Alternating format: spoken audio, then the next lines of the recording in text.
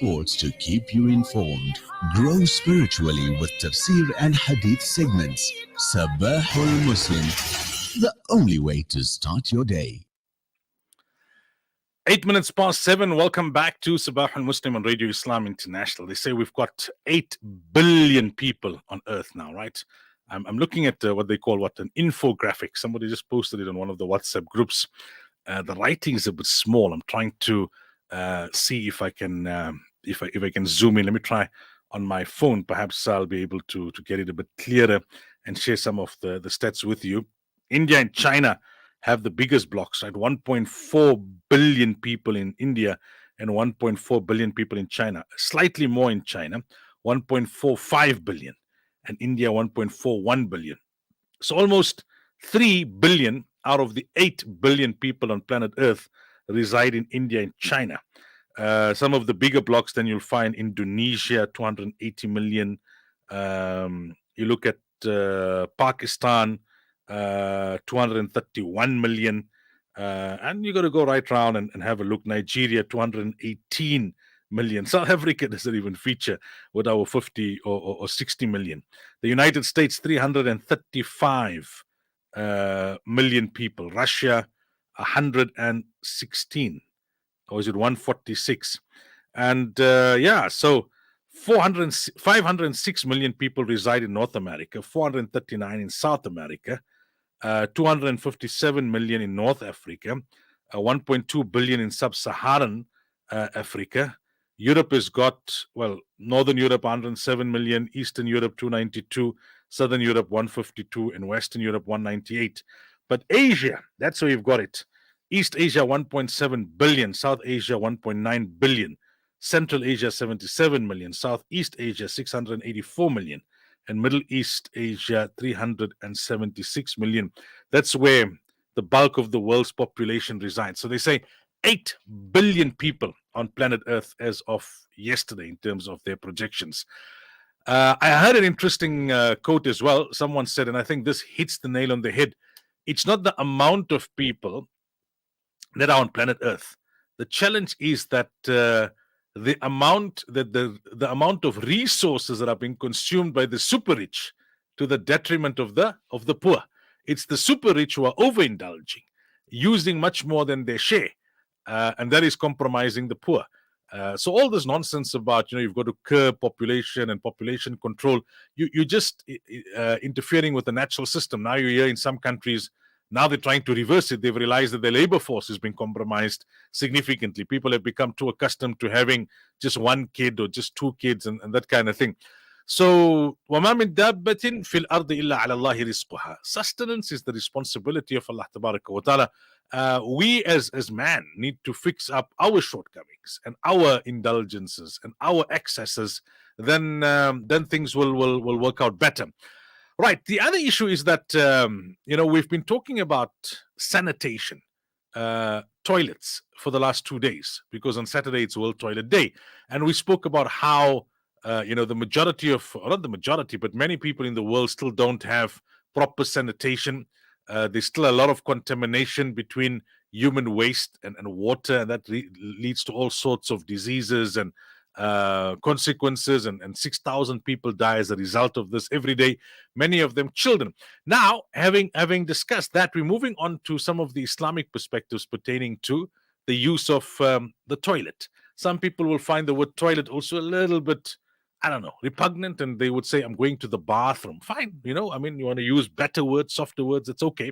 But I don't think that there's anything wrong in using the word toilet for understanding purposes. Now, in the next hour, we will talk about the whole low pan thing, right? We know historically the ulama always used to encourage that use the low pan. It's more hygienic. And for us as Muslims, the paki napaki is very important. There's also, science has proven that medically it's better. The whole process of relieving yourself works much better if you use the low pan. The world has progressed in such a way that most people nowadays use the high pan. Even masjids have had to accept that reality. Before, you would have maybe one high pan in the masjid toilet, and the rest all low pans. The high pan was just for that elderly person or someone who got injured, maybe broke a leg or had some back problems or something like that.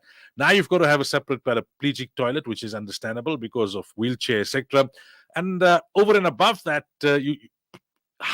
most masjids now, half, if not more than half, of their toilets will be high pan toilets, because that's what they know the majority of people use that. Otherwise, you'll end up when it's busy with most of the low pans being unoccupied in a long queue behind the high pan toilet. At homes also, it's changing. I mean, I still use the low pan. I grew up using it. I prefer it. Although when you travel a sector, you've got to use the high pan because hotel rooms and that kind of thing. Even in the Haramain, historically, you used to have low pan toilets. Now it's all high pan toilet, right?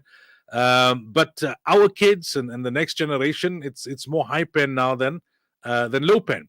But that aside, Nabi Sallallahu Alaihi Wasallam taught the Sahaba even, issues pertaining to what to do and what not to do and relieving yourself. And one day a non-Muslim, made a remark, I think it was to Salman Farsi radiallahu anh, does your Prophet even teach you about this? And he said, yes, he does. This is an important matter. Being clean, cleanliness is next to godliness, is what they say. At-tuhuru shatrul iman. Nabi Sallallahu Alaihi Wasallam has said that cleanliness is an integral part of iman. Our salah, our hajj, our umrah, tawaf, so many things are dependent on it. So there's no modesty when it comes to discussing these things. That said, we're going to put a question out to you. What was the best toilet tip that you've ever received? The best toilet tip that you've ever received. Yes, it's easy for us to complain about how people are so dirty. You go to the masjid toilets, they don't flush properly, they don't clean properly, they mess water everywhere. Toilets in public places or at home or whatever. The complaining part is there, and I suppose it's valid in its own way. But I'm saying that what is the best tip with regards to the usage of the toilet that you've ever received, and you can share that with us, and we can share it with our listeners, inshallah. It's just gone 7:15, so coming up in a bit, we've got our hadith for the morning. It's the last hadith now that we discuss in the chapter on the virtues or rather on kind treatment towards women. But the next chapter has a similar kind of theme. And then we're going to be doing the media lens with Ibrahim Deen. We focus on the agreement reached in South Africa with regards to the situation in Ethiopia. After 7:30, Maulana Waja with his competition. We continue with the tafsir of Surah Banu Israel. We talk about the blowing of the trumpet, which will commence the proceedings, as we know, with regards to Qiyamah. Ted Blom will join us at 7:45. More bad news from Eskom. He'll try and unpack that for us. In the next hour, we'll have that discussion, as I said, about the usage of the toilet and the Islamic perspective around certain matters. And closer to 8:45, we speak to Peter du Toit about a new book he's written, which sheds light on ANC millionaires and billionaires, the Ramaphosas, Mutsipes, Sikhwales, and others. Still today, even their own comrades, raise the question and say, but how did they make so much of money in such a short space of time? So that's something that we will be talking to Peter du Toit about closer to the end of the program. Just gone now, 17 minutes past 7. Hadith Discussions on Sabahul Muslim.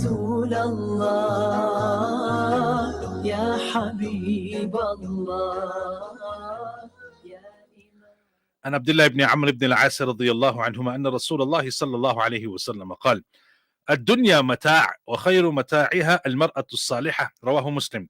Abdullah ibn Amr ibn As radiallahu anhuma narrated, the Messenger of Allah sallallahu alayhi wasallam said, the world is an enjoyment, and the best of enjoyment of the world is a righteous woman. This narration is in Muslim. A righteous woman, the scholars tell us, is a lady who fulfills the rights of Allah and fulfills the rights of her husband.